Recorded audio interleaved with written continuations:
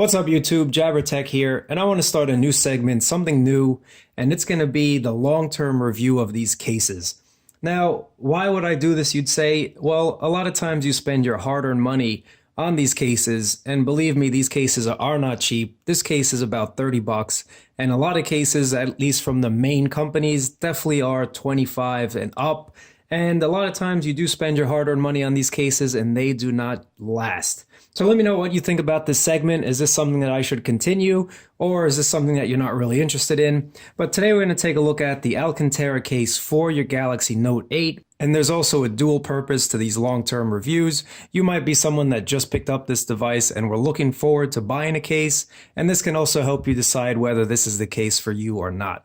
So looking at the case, there really is no branding other than Samsung, and I don't even know if you can see that. It definitely has rubbed off over the 4 months that I've been using this case, and I have not used this as a daily driver because this case is definitely super thin, and we're going to go over that in a second.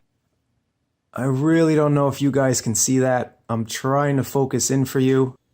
It basically has rubbed off. It wasn't that pronounced in the beginning, but it has rubbed off. So if you're someone that likes to show off that you have a Samsung branded case, this might not be for you. Other things to note, this case is not full protection.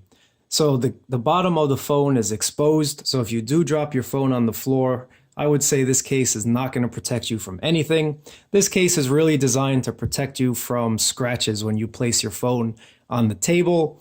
And it is raised just a little bit, so it does offer very minimal on the table protection as well. Let me get rid of that.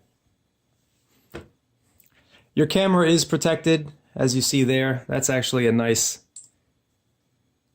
protection for your camera. Fingerprint scanner is definitely easy to get to. And the one thing I like about having a case on a phone, not only for protection, but it makes finding this fingerprint scanner a lot easier. And the buttons are still pretty good. They have not loosened to the point where they're just mushy. Really responsive still, really nice. I'd say overall this case definitely has held up quite well, but again, I have not used it on a daily basis.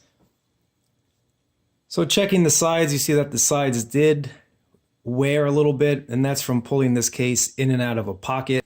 But that's to be expected with this Alcantara type material. Still feels really nice, still feels as soft as it did when I first got it. And there hasn't been much oil transfer from fingers or whatever. And looking at the inside of the case, you can see it says Alcantara on the inside, and you see Samsung Galaxy Note 8 on the inside as well. It's just a shame that the branding on the outside has worn off. I wish that would have stayed. But overall, is this case worth the 30 bucks? I would say no, just because it is sort of like a piece of cardboard. I know it's plastic in there, but it's not the best case.